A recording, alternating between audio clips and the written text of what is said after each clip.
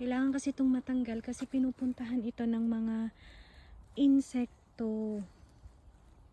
Kung sa atin sa Pilipinas, para lang itong mangga o kaya ay ating bayabas. Masarap nga ito sa suka o kaya yung asin. Minsan naman sa bagoong, depende kung anong gusto kong gawing sausawan. Sobrang dami talaga nito, wala din naman kasi masyadong kumakain yan. Ako lang, kaya hindi ko na siya hina-harvest. Kumukuha na lang ako diretso sa kanyang puno kung gusto kong kumain. Ngayon nga ay pangalawang balde ko na yan. Yung una ay itinapon ko na sa compost. Ngayon naman, itong pangalawang balde ko, baka gagawin ko na lang itong pataba sa lupa. Sobrang dami kasi talaga nito. Kesa naman, hayaan ko lang siya ditong mabulok. Pinupuntahan kasi ito ng mga wild animals.